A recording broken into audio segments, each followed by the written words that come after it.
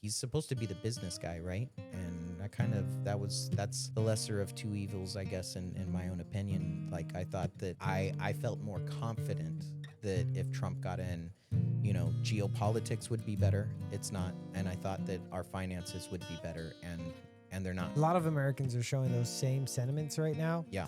But I don't think that we want AOC in the White House while we're at war. Hollywood in itself is kind of, killed off God in a lot of ways, or mocked God, or made light of it, made it a joke. No, this is crazy. As a matter of fact, there was a war game that was just played recently. It was between Ukraine and U.S. soldiers, and Ukraine used drones in their war games. And now we have new relationships between three countries. I wanna say that it's Pakistan, Saudi Arabia, and Turkey, which is crazy because now if you attack one of Turkey's new allies, you are also attacking Turkey. That's what their alliance said. And if Iran decides to turn on to Turkey, it becomes World War III. Ladies and gentlemen, boys and girls, children of all ages, welcome back to the cast with the most opinions and the least information. Thanks for joining us in the study of what it means to be human and where exactly does your poop go after you flush it. Please enjoy the show as we explore these topics and many more with the crew that is We Regret This Already. Ladies and gentlemen, welcome back to the broadcast. Joining us today, we have a good friend of the show, as always, Jon. Buen dia. Thank you for welcoming me back. Why is that a tongue twister? I don't know. Fuck it. Dude, glad to be here, man. Man, I'm so glad that you are here. Yes. It's been fun so far. Good conversations, There's always shit to talk about. Oh yeah. I mean, think about Trump it's a never-ending well of shit to talk about. We're going straight to Trump today, huh? I mean, I'm just saying There is a lot. There is a lot. There is a lot. Yes, you're right. It's a never-ending well. Yeah, with him in office, you never run out of stuff to talk about. Even when he's not in office, you never run out of stuff to talk about. Ever since this guy came onto the political stage, it's been nonstop Trump, and I don't know how he does it, man. I don't know how he has the charisma to keep going all the time and like never loses energy. Well, there's got to be a bit of narcissism to that. You know what I mean? A little. I'm glad you're admitting it. Yes, thank you. Well, I mean, Come on. I love the guy. Yeah. I'm not gonna pretend I didn't vote for him. You know. But he is a narcissist, 100%. There's no doubt about it. In politics, you have to be. Yeah, you do. For sure. I think that any great, maybe not any great leader, but any leader, any member of management, anywhere you are, there's always some level of narcissism there. I mean, it is kind of it's almost necessary in order for it to be successful. And like that's wild to say because we always correlate narcissism with being bad, and I mean I think it's terrible, right? But at the same time, there's some level of narcissism there. Yeah, I mean, drive for one. Looking out for oneself. It kind of promotes your drive. You know what I mean? And you're gonna do a lot of shit, and some of that stuff it's better be great. If you're gonna be a narcissist, you better be able to produce. So I think that's why a lot of politicians are they have to be successful narcissists if they're going to achieve any level of famedom. Yeah. I think for sure like the narcissism level is more prominent in others than it is in some. I don't think that it's absolutely everywhere, but I do think that the character trait of narcissism is probably a vast majority of upper echelon of any tier, government organization, politicians, congressmen, fucking management, corporation CEOs, whatever it is. I think that it's narcissism is actually pretty prominent. Like that's kind of crappy to say, you know what I mean? But like at the same time, I think that it's kind of almost necessary because like one of the characteristic traits actually of a narcissist, right, is to like get you so used to living without me that you don't necessarily need me. And that's kind of it's inadvertently taken that way because me as a narcissist, I don't want to do anything for you. I kind of want you to do everything for me. But you get to a point of independence where you realize that you don't necessarily need me anymore. And I think like any corporation or CEO, management, whatever it is, a store manager even, you know what I mean? Like I kind of want my employees to be able to run the store without me. That means I get more vacation. Yeah, So, agreed. I mean, yeah. even successful men, who have the drive for their family. You know what I mean? I want Mhm. my children to not depend on me all the time. I don't want my, Mhm. my family to always need my advice. I want them to make the right Yeah. decisions on their own. So, like lead by example Right. type deal, And I mean, could that be looked at as narcissism? Mhm. I don't know. Specifically as parenting too, right? Like it's kind of your job to prepare your kids to be able to live in the world without you. And it's cuz I think that that's the difference mainly between, men and women is, women want to be the nurturer. They want their kids to always need them, but at the same time you got to just let them fly sometimes, you know what I mean? They're 18 years old, they're 25 years old, still living at home. Sometimes they need to just be able to get out and go and do their own thing. And holding on too tight, kind of holds them back. But men in general tend to be a little bit better than this on average, I think, where they kind of prepare their kids to be independent, to realize how life is ran, without somebody there for you. Yeah, I think the lessons that are learned from your parents are they're opposite but necessary. So from your Mm-hmm. mother, you get the compassion, the necessary humanitarian view that you need to take on of the Right. world. That you have to see some things from an emotional and intuitive perspective at Yeah. times. And from the father, you get the notion of survival. The Mm-hmm. notion that you have to be strong and you have to be protector and you have to Mm-hmm. fend off the wolves. Yeah. Yeah. Yeah. And I mean, you're always going to be there for your kids no matter what. But the sign, the mark of a good parent is usually when a child is able to live life without their parents, and be successful is kind of the thing, or at least do better than your parents did. And the only way that you can do that is to not be dependent on them. Yeah. It's kind of a wild thing. Yeah. So speaking of narcissists, though, man, we got a bunch of narcissists around the world, right? Yeah, dude. Let's Yeah. talk about it. What are we getting into first, man? Okay, so I heard recently that Trump had said something about that the U.S. is in complete control of the Strait of Hormuz, and I. I mean, maybe I've missed something, right? I haven't been following the news and politics a ton lately, within the last 6 months or so. I'm kind of just now kind of diving back into it. And that's kind of a scary fucking thing, man, because politics tends to suck you in and it eats away at your soul, right? So, but I do hold that stress better, I guess, than most people do. So I mean, I've kind of been diving back into the news and politics, but this is the first time that I've heard that, the US is and has been in control of the Strait of Hormuz, when everything that I've heard recently has been actually kind of the opposite, that there's been a blockade by Iran, and that they're the ones that are controlling the flow of traffic in and out. And, anytime that any ship goes in, it's met with some kind of opposite or whatever aggressive force to either push them out or bomb them or whatever it is. And this, as far as I remember so far, what, 5 months ago, 5.5 months ago or so, they shut down the Strait of Hormuz, and we started losing 20 million barrels a day.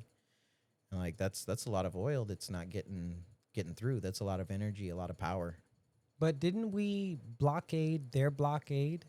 Didn't we double blockade? I Did I you? think that that's kind of the premise of what Trump is saying, as a matter of fact. But I don't think that that necessarily means that we are in control. I think absolute best case scenario, we're in a stalemate. So why would we I mean, I see what he's trying to do. Midterms are coming up. He wants to try and maintain power in the House. He wants to make sure that we can get through the midterms successfully. His presidency kind of depends on it, you know what I mean? The last 2 years of his presidency, if he becomes a lame duck president, then, what kind of what is he going to do going forward now that we're in, conflict pretty much all over the world all over again? He fucking ran on ending all wars, and it's not looking great for him right now. That's true, but I believe that Trump is doing something larger, leaving a legacy, and I don't think he's going to destroy that. I mean, granted, this whole Yeah. thing from last episode with the whole, I want to delve further into that. The what was it? His Truth Social Ooh. $100,000. Yeah. You know, like that's blatant goddamn fraud. You know, I mean, if you didn't see what was going to happen before that happened, then Yeah. who is making decisions up in that White House? You know what I mean? I mean, I think that he's trying to justify that in the fact that, like, we know that there's been insider trading all over fucking DC for years, for decades, right? I mean, it's been rampant for a long time. The Pelosi family is probably the best example of that we have, as of to date and as of recently. And every single time that we try and call it out or anything, it just keeps happening, right? So maybe this is Trump's response to that is, okay, well, if we're going to do insider trading, then I'm going to profit off of it. I'm going to make a headline in the national paper. I'm going to make sure that the whole country knows that I'm doing it, so that way I can sit here and point the finger back at everybody else, because this is kind of what he's done in the past, is he's done things just because he can, to show the crookedness of DC. Yes, I remember him having a conversation with Hillary during a debate, saying that if those loopholes are in place, it's because your laws allow them to be. Yes. Senator. Yes. Oh, I think it was about taxes, as a matter of fact. It was that debate. God, that was a long time ago. Yeah, but that was the first time that he kind of put it out into the scene that, hey, politics is dirty, and I'm of course I'm using it to my advantage, but everybody else is too. Yes, he's simply playing the game because it's available for everybody to play. And once he makes headlines, everybody that's against him is going to call him out on it. And I think that there's this disdain towards him that is so strong that we may actually be able to say, hey, we should stop doing that. We definitely don't want Trump doing it. So maybe we should make that not okay to do. Yeah. I mean, not just that, but the fact that he is too rich. Okay. Yeah. He's too rich. And he doesn't need another $2 billion. That's crazy. $2 billion.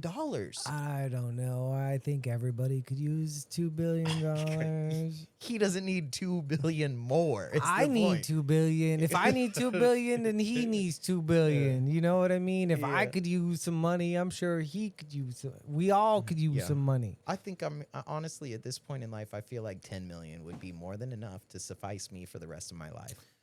10 million, shit. That would probably. I think I could probably make it. That's with 5, because I'm gonna put at least half of it back in investments. You know what I mean? You buy some property, you make some well placed investments. And then with that money, you'll be able to kind of leave there, and then the rest of it you kind of set yourself up or what have you. Yeah. No, I agree. I would invest a lot of it too. I'd probably open up 10 businesses. You know what I mean? One of them's got to be successful. And really, I only need one of them to be successful. I might lose on the other 90%, but in time, I will gain it back tenfold. You know what I would invest in? What? Data centers. Truth Social. Truth Social. Truth Social. $100,000 a month, and all of a sudden, you've got some insider trading. It's either we stop that or we open it up to the market.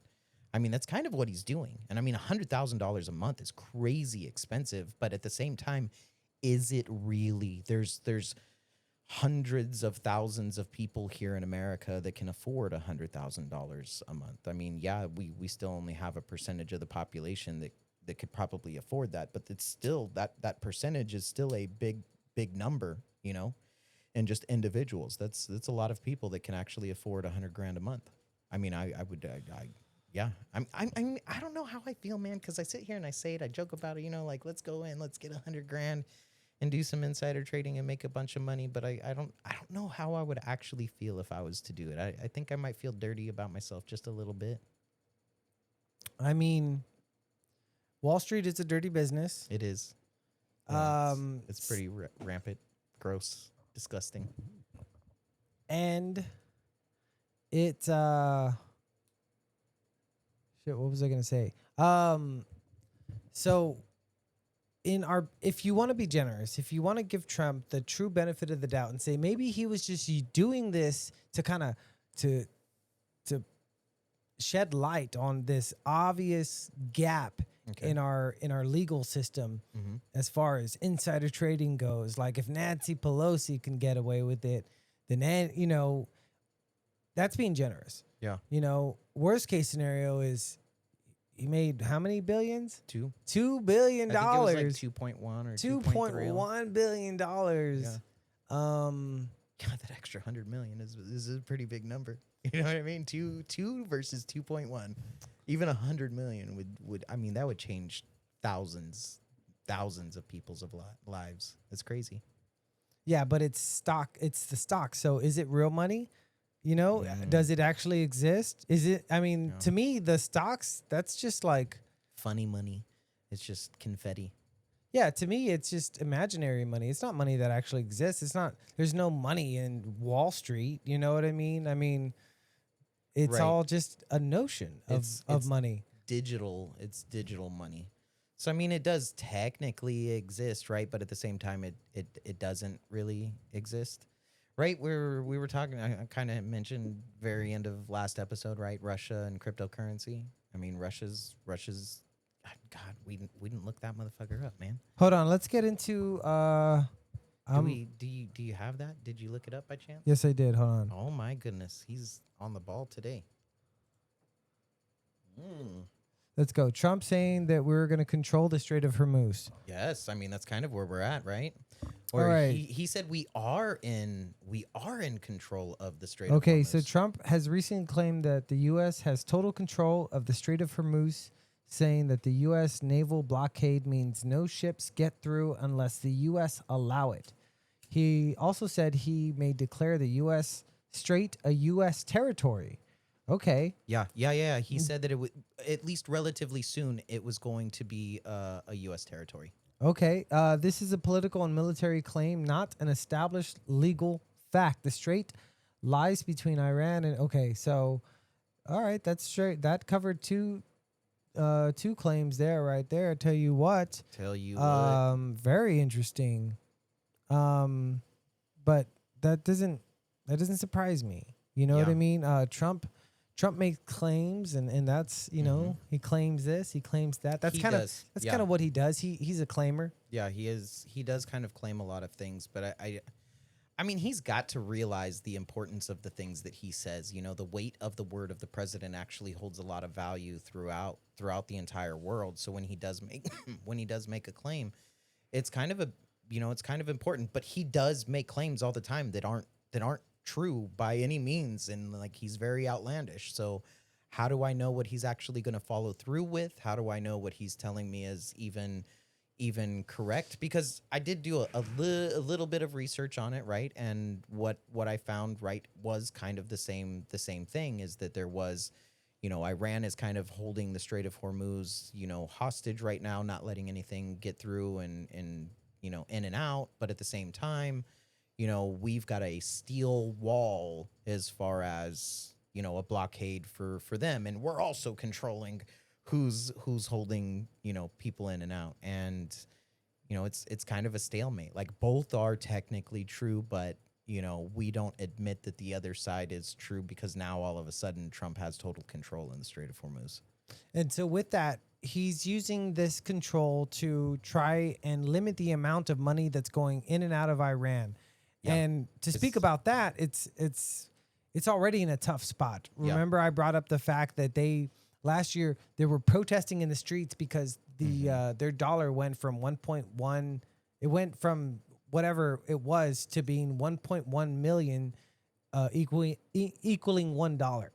So it dropped like a shit ton. Yeah. Hyperinflation, man.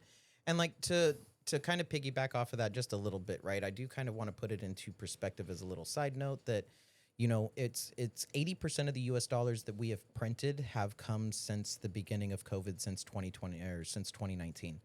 Essentially, like 80% of the US dollars that we've printed. And the thing is that we've shipped the vast majority of those new prints outside, you know, overseas to other countries.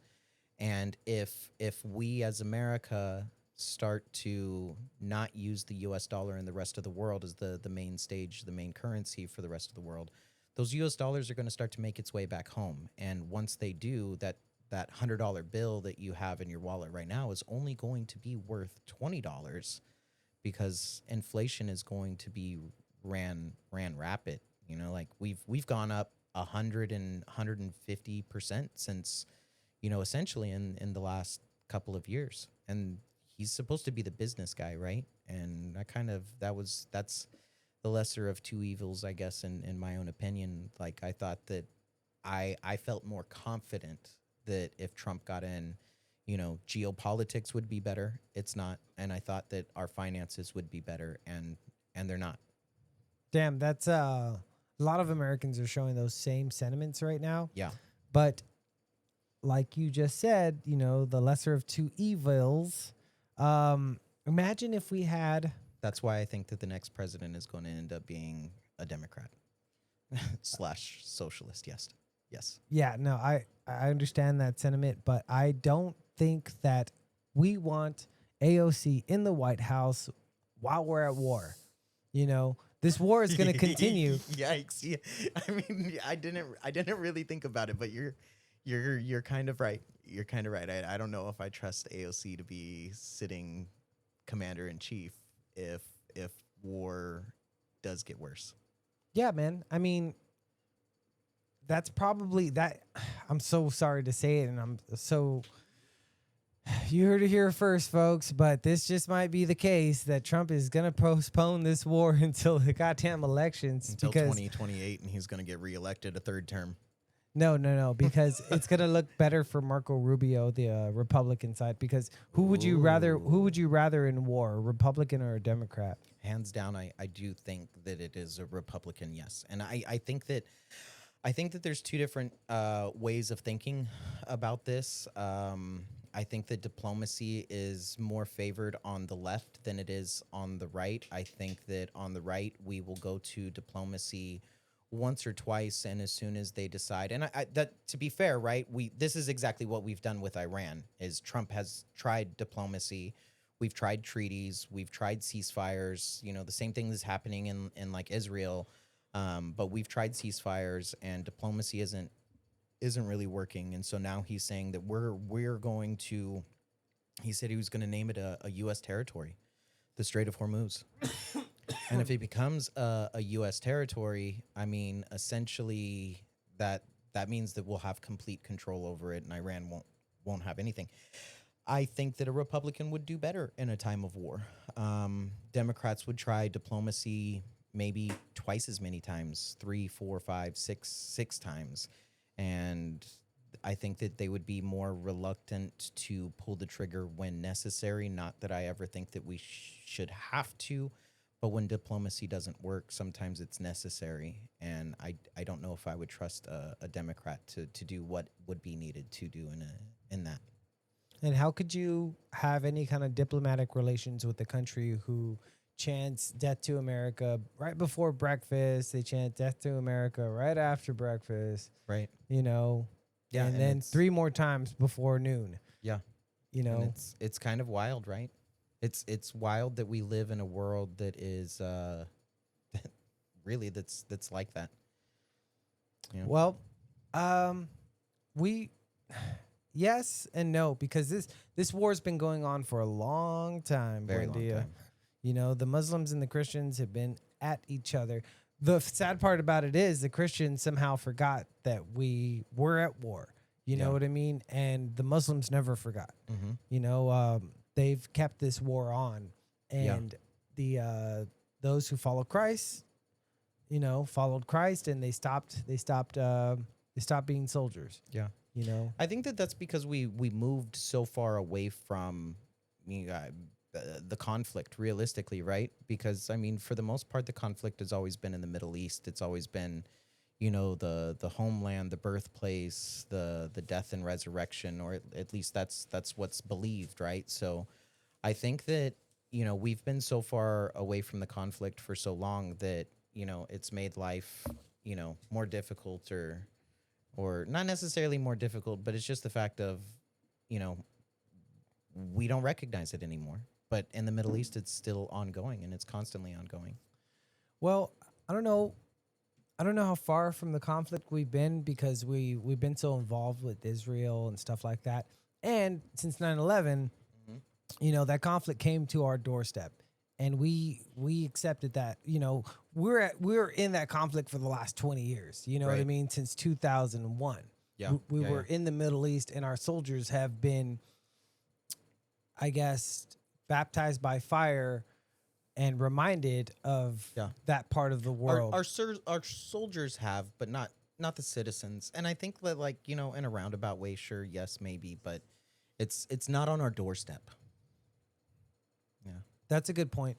But I think honestly that the reason why we forgot about our beef with the Muslims or the Muslims beef with us or the let's just call it the Crusades. Yeah. The reason why It wasn't that long ago, as a matter of fact. I mean, realistically, in the age of the world, it's not that long ago. yeah, but two reasons. One, yes, we are disconnected from Yeah. the Holy Land.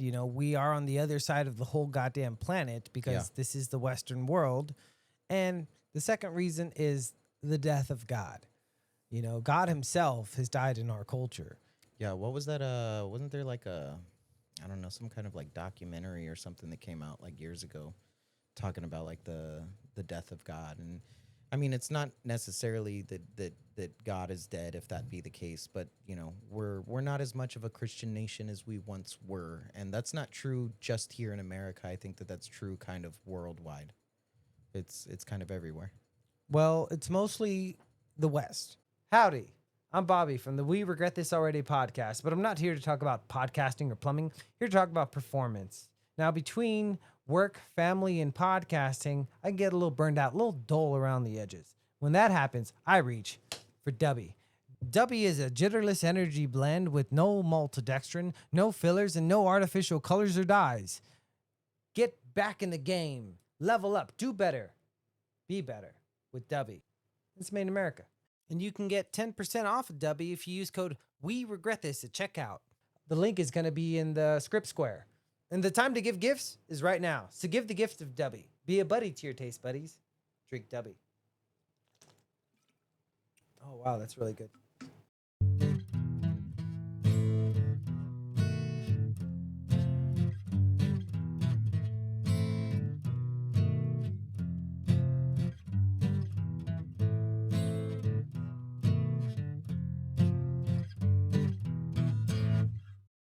Yeah. Yeah. Um, Yeah. For the West, right? Yes. Western cultures. Yeah. Civility and culture, as we progress, we replace God with other things like technology, advancement, Yeah. ourselves. Hollywood in itself is kind of killed off God in a lot of ways, or mocked God, or made light of it, made it a joke. Yeah.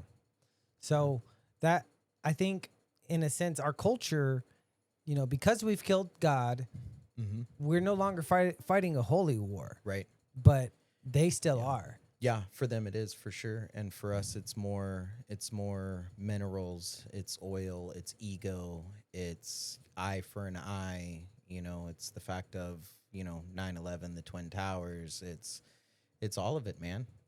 We've got more vengeance, I think, now than we do have a holy protector to guide us. It's not the same premise that we've once held before. Yeah. I think that could be something to do with the pacification of Christianity. Yeah. A lot of Christians, like, some evangelists won't even own a gun, because You know, they wouldn't want to defend their house. You know what I mean? Right. Some Yeah. people would take it to the extreme, like, Mm-hmm. turn the other cheek. Um, you know, I guess suicidal empathy, Right. compassion that's taken so far that you fall on your own Yeah. sword. And crazy enough, even though the left and the right kind of flip flop on a couple of things, or so okay, the right tends to be more Christian, but Christians themselves, some people will go to extremes into saying, like you said, turning the other cheek. Like somebody comes in and a robber comes in, an intruder comes into my house, and I kind of don't want to own a gun in self defense just because of the fact that I want, whatever the reason, right? Which is kind of wild. But at the same time, even though that's an extreme Christian belief, that is also a lot on the left, because the left is the one that's pushing towards, gun bans, rifle bans, clip size bans, whatever it is, weapons are bad. Weapons kill people. Well, that's known as the horseshoe effect. You know Yeah. what I mean? When you go from the left so far that it ends up being looking just like the right, Mm-hmm. you know, And that's just as you yeah. described it there. And I mean, to bring it back, I guess, I think that like this is the whole point of, I would rather trust a Republican in office to be able to go through potential war, potentially World War III, and to kind of further that point even further, it's kind of something that I've been talking about the last couple of times anyways, is the fact that like the escalation has been continuous, the entire time. Like the war in Ukraine has not stopped.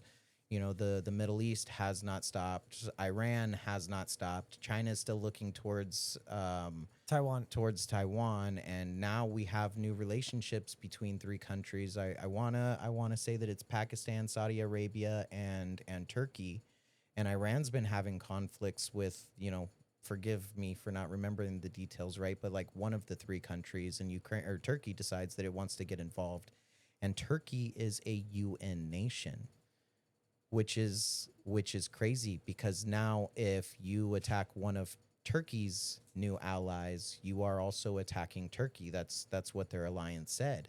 And if Iran decides to turn on to Turkey, it becomes World War III.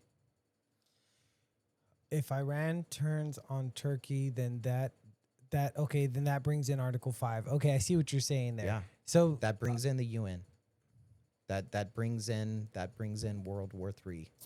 so let me go to this alliance between Turkey. Yes, please do, because I actually, and to I guess while you're transitioning it over here, what are you using? What is this? Is this Google? Is this Ask Jeeves? Is this what do you call this thing?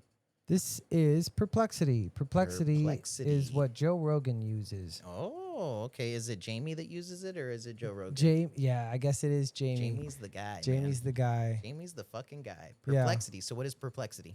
Perplexity, it's a large language model that uses all types of different large language models at its disposal. So you can actually click on all these other large language models and it'll use that. Okay. It's very cool. It's a search engine. It's Okay. it's a large language model. Yeah, it does compute. It does all kinds of stuff. All That's right. what I So use. what are we asking? All right. Perplexity So here? we asked about the alliance between Turkey, Pakistani, and Saudi Arabia. And so it said signed August the 7th, 2026. An armed attack on any one of the three countries will be treated as an attack on all three, similar to the principle of NATO, collective defense, Article 5. So yes, Turkey, Pakistan, and Saudi Arabia did enter a joint defense agreement that represents Article 5. It's called the Mecca Joint Defense Agreement. Okay. Okay, so what it includes, it's closer political and military coordination among their foreign ministers, defense ministers, and military leadership. Plans for joint military exercises and greater defense industry cooperation. A stated purpose of collective deterrence against aggression rather than an agreement publicly directed at a particular country. So what's unclear? What remains unclear? The public's statement does not spell out exactly what military aid each country must provide. Okay, so it's interesting. Okay, so why it matters? It brings together Turkey, a NATO member with a major military and defense industry, Pakistan, a nuclear armed state with a large military, and Saudi Arabia, a major Gulf power with significant financial and energy influence. Okay. So those are all important things that you have to consider when talking about this alliance here. So, I guess then my question is, who is Iran been beefing with? Is it? I want to say it's Pakistan, or is it? What was it? Saudi Arabia? I don't think it necessarily matters, right? It's any one of the three at this point, right? Because I could definitely look that up. okay. Yeah, because I mean, I'm kind of curious to know exactly what it is that the problem has necessarily been, right? Because I know that, bro, and it's crazy. I don't want to jump to Russia all of a sudden too, right? But like, there's been some shit happening in Russia, like within the like real recently, like 600 drones are getting shot down. Russia blew up like 600 Ukrainian drones. Like the war over there is going to Putin's doorstep now, rather than Putin taking it over to Ukraine. But you know, maybe I'll jump to that in a second. Okay, well, okay, so I've answered the question. Let Okay, me pull yeah. it up on the screen. Cuckoo, caw. Okay, so Iran's main beefs are with Israel and the United States, obviously. That's very obvious. Yes. Okay, but they Oh, have hey, these. Can you scroll? Oh, just kidding. Yeah, you're good. They have. Let's see here. Iran does not. Okay, so Israel, United States. Okay, so Saudi Arabia and some Gulf states is on this list, Okay. as well as the United Arab Emirates. So let's Yeah, check out Saudi UAE. Arabia. There is a long-running regional power rivalry with differences over security, influence, secretarian, secretarian politics, and ties to the U.S. Relations have sometimes improved diplomatically, but the underlying competition remains. Okay, so they're pissed off because the Saudi Arabia is cool with us, Okay. and they also don't like each other just because they're Okay. next door. Fair enough. Yeah. Yeah. So, I mean, you know, if Iran decides to escalate against Saudi Arabia, all of a sudden Turkey gets involved. And then, you know, if Turkey gets involved, then potentially the UN gets involved. And if the UN gets involved, then now we've got, you know, the greatest alliance, you know, at the bare minimum, the recent history has been able to show. And I did see something about Iran's uranium stocks, and I don't remember the exact number, but I mean they've got enough for nuclear weapons, and we haven't been able to track in the last 5 months since the war in Iran has begun, but we haven't been able to track their uranium supply. So it's very possible that they've moved that uranium supply and started pulling together whatever nukes that they possibly could make. And to be fair, what I mean as a stalemate in the Strait of Hormuz is the fact that, you know, they're content in holding their portion of the shutdown, you know, where it is for indefinitely. You know, they can still sell oil over to China, over to whoever else, whoever isn't using the US dollar essentially. And you know, it's not gonna hurt them any bit at all. They're content in holding down their fort. And I think in some regard too, I think that, you know, the midterms coming up, you know, Republicans are kind of wanting the strait to be opened back up, which is probably why, you know, Trump is saying that he's going to make it a U.S. territory. It's kind of wild, man. Well, I mean, affordability. I mean, we're going to say it every day on this every episode. I'll talk about affordability. It's a huge problem, and it will be a major contending issue in the 28 election. It's a damn shame that we have to talk about politics because that's not even, you know, it's not even, I don't even give a shit. You know, I shouldn't have to. You shouldn't have you know, but here we are. Yeah. You know, yeah, it's a damn shame. Well, I mean, it's because of the fact that, like, politics completely run our world. Like, there's no way around it. Politics do run our world. It's, it is our culture now. Our culture revolves around politics. And to be fair, I think that it kind of almost always should have. If we as nations, plural, right, not just here in America, but everywhere, if we were more inclined with our politics 100 years ago, right after World War II, if we were this in depth, because now, the vast majority of Americans are paying attention to the news, whether or not they're getting, the left or the right, and how much pile of for a lack of better word, shit that they got to sift through before they find out, the diamonds in the rough. If we were more in tune with politics right after World War II, maybe we wouldn't be in this position right now.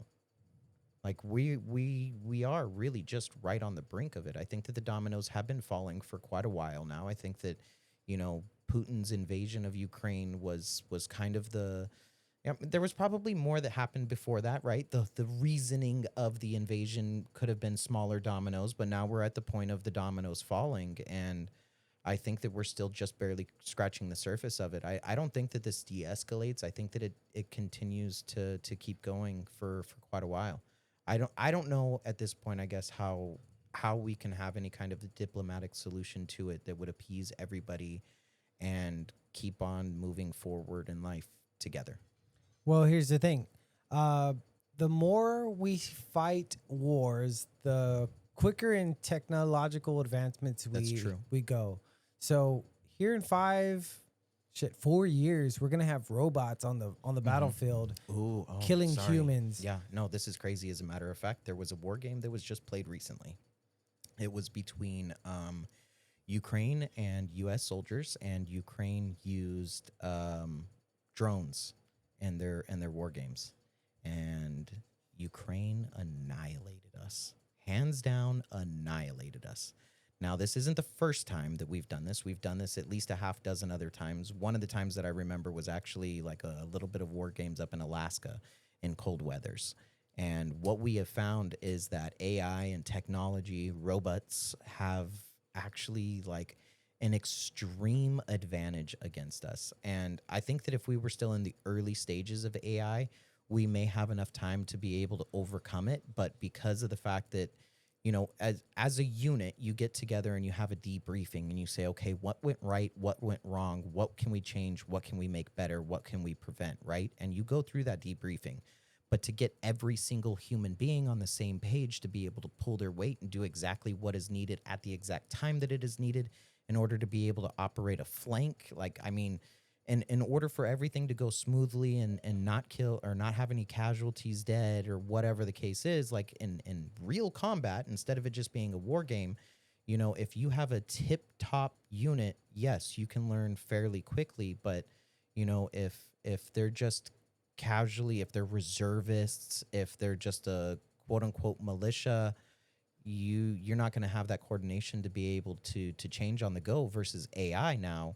When they go through their debriefing, it's so easy for them to just put in some code to change things. And as soon as it's changed, within 10 minutes, it has learned from its mistake and it is 1,000 times better. It won't make that mistake again. And it's to perfection. So you put the AI inside the drone. Yeah. And have you seen like their new like HUD systems and stuff for soldiers now? Like they can see enemy combatants on the other sides of walls, the same way that you can use like a SR-72 in fucking Call of Duty Black Ops, right? Like your mini map is showing exactly where that guy is at. Now U.S. troops, through their visors can see enemy combatants on the other side of walls. They don't even have to see them anymore. That's crazy. AI is there. The next war is going to be played with technology. And I say played, but I mean, it's going to be kind of rough. It's going to be rough for those that don't have the ability of it yet. Yeah. And that's why, like I said, and it just 4 or 5 years, I'm talking about your robot versus my robot, and that's what it's going to look like. Yeah. Your drone versus my drone, and your AI versus my AI. So going back to the original conversation, that's why the data centers are important. Because if we don't build them, then the Chinese will, and they will out power us, out compute us, and out AI us. Yeah. And, And the crazy thing is too that I actually kind of agree with that now, right? Like seeing where we are, right, politically, geopolitically, right now, and I think that the race really is between countries and AI. And if I can beat you to the punch, then I can punch you down enough that you're not even close to AI again. And if I could get even just 5 years ahead of you, and with the exponential growth of AI, I will always indefinitely be significantly further advanced than you are. Like we just got to slow you down from one country to another. We just got to slow you down enough that I'm able to get a good lead. yeah, and Jesus Christ, yeah. So that's gonna open a whole new field, of some type of hackery, some white, Yeah. what is it, white hat hackery, Right. and geez, yeah, Yeah. we're talking about new types of cybersecurities, new types of cyber hacking. Yeah. The fucking the what was it? It was a while ago, right? The Oh, plumbing, the the water. water. Yeah, and it got hacked, and what, China took was it China that took responsibility for it? I Or is think that it who was we're pointing Iran, the finger but at? I'm not too sure. We should honestly look it up really quick because yeah, I want to say, okay, so based off of just off of my memory, I want to say that it was like 25 states or something. It was like triple that in the amount of counties. And there was a bunch of water supply plants that ended up getting hacked, and people's water, or maybe it was companies' waters or something. They were just able to simply turn it off. And the what we were told essentially is that it was a hack by another country, and they were able to shut it off. That's one, crazy that our water system is connected electronically to that, and two, the fact that another country has the ability to be able to do that. Like, why do we not? Why is it connected? Why is it connected to the grid in that manner? I guess, but at the same time, I guess I understand why. But still, why do we not have safeguards to it? No, I had a very long rant about it. This is my field. I went off Okay. about these things. So it happened from when I did my little video, my little hot take on it. Okay. It was they basically were able to hack the PLCs. What's the PLC? It is a programmable logic C. What is a C? Communicator or Okay. programmable logic circuit? What is it then? Programmable What does circuit. it do? What does it do? It basically tells a pump to turn on when it needs to turn on. Okay. It tells it to turn off when it needs to turn off, and it talks to other pumps and other, things. So PLC, programmable logic circuits. It's a mouthful there. Yeah, it is. Yeah. So they basically hacked. Okay, so now that I'm reading this, I'm reading that they hit a few water and wastewater systems in at least 12 states. 12 states. Okay. Yeah, Half what I thought it was. yeah. 12 states. Earlier, FBI, EPA, and CISA alerts confirmed incidents in at least 7 states. So the count rose as more utilities reported activities. So, yeah, basically, when I first heard about this was in Minnesota and in New Jersey. Okay. And it was only 2 states? Yeah, it was just the 2 states, the programmable logic circuits. And the way they, like I said, the way they work, they turn on and off these goddamn pumps. Right. And so whenever a pump reaches a certain limit, it tells it when to. It's got a switch that a sensor, or alarm, and it basically completes the circuit, sends it's really fucking stupid. It should be just a switch on the wall. Right. Essentially, that's what it is, either on or off, right? Pretty much. Okay. But a logic circuit does have other, logic gates that it can satisfy. Yeah. I mean, that's the beauty about electronics. But once you start to complicate things and attach it to the internet, that's my objection as well. Who was it then that ended up? Who's taking credit for it? Who are we pointing the finger at, saying that Who hacked us? Well, what Perplexity here is saying is the leading suspect is Iranian state affiliated hackers. So the Oh, IRGC, so the Islamic Revolutionary Guard Corps. wow. That's Okay. that's who yeah, see PLC's there. Yeah, Yeah, that's what they got. it's kind of crazy, man. We've got more wars. They're kind of going all over the place. And I guess to jump to Russia too, right? Like there was a handful of not handful. There was like 600 drones or something that Russia had shot down. They're bringing that essentially to Putin's doorstep now. It's not just in Ukraine.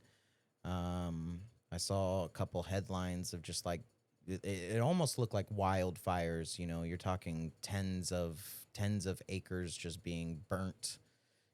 Essentially to a crisp. Yeah, it says here we got Russia did not Hmm. say it destroyed exactly 600 Ukrainian drones, but the latest reports distinguish between two figures. Russia Defense Ministry claimed it intercepted or destroyed 822 Mm. Ukrainian drones overnight. Overnight. Moscow Mayor Sergei, whatever, said roughly 600 drones were headed toward Moscow, with about 201 shot down over the Moscow region. Okay. So, That's kind of crazy, man. yeah, that is pretty crazy. Pretty crazy indeed. Even if it's half true, Yeah. that's a lot of drones. Even if Yeah. it's 400, that's a Yeah. lot of goddamn drones.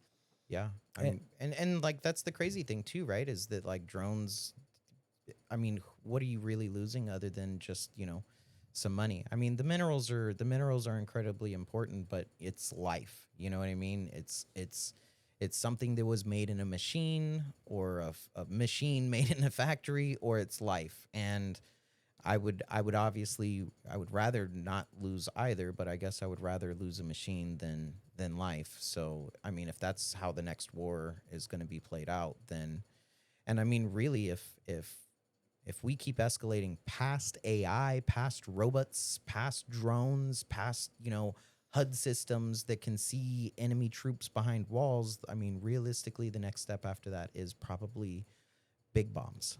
Nuclear war. Yeah. And to be fair, Iran might feel so inferior to U.S.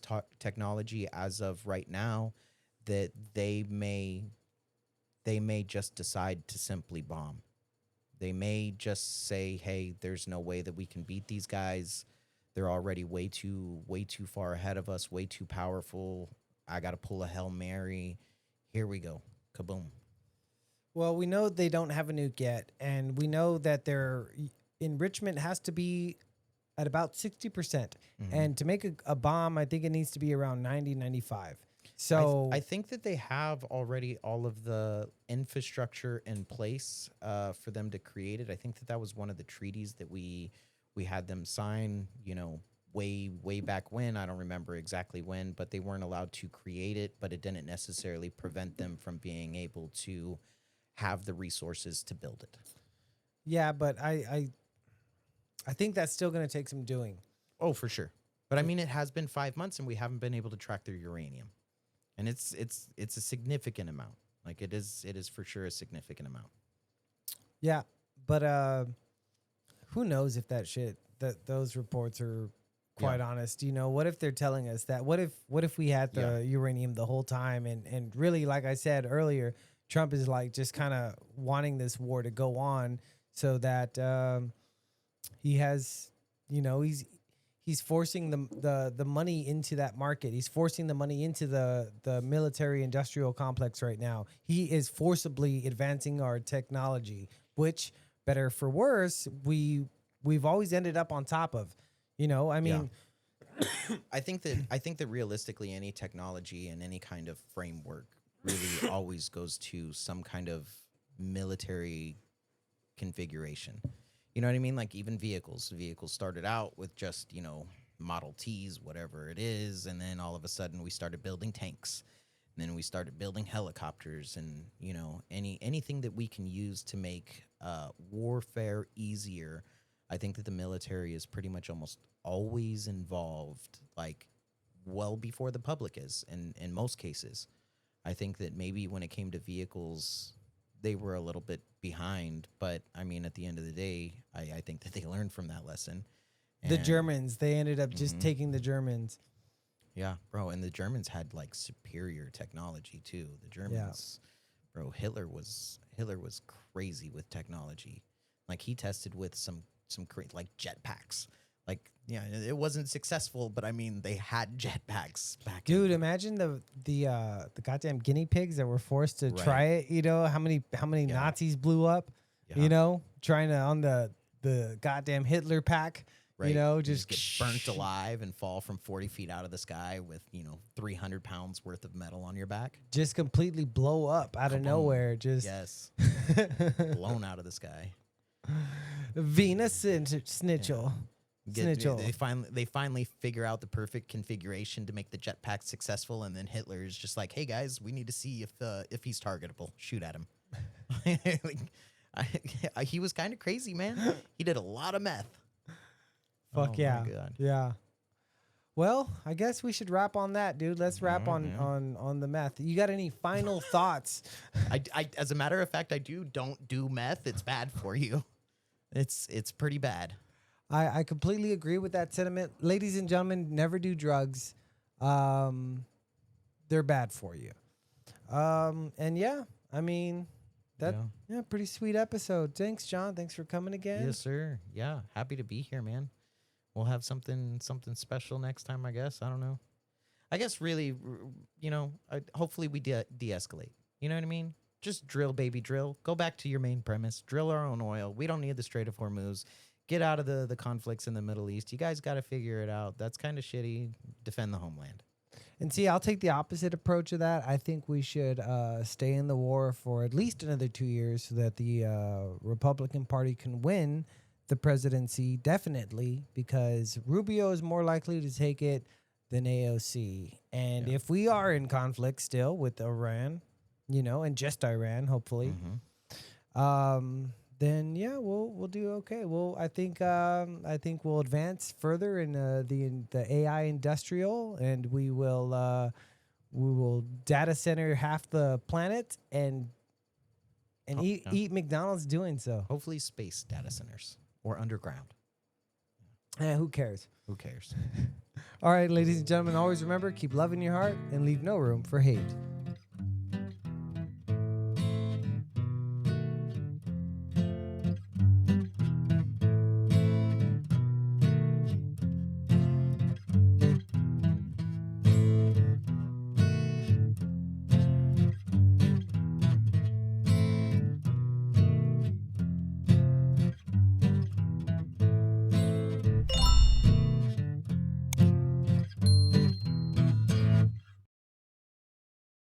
I could do some research, cursory research, but I'm not gonna because that's not what the show's about. No. It's about making wild assumptions. Yeah.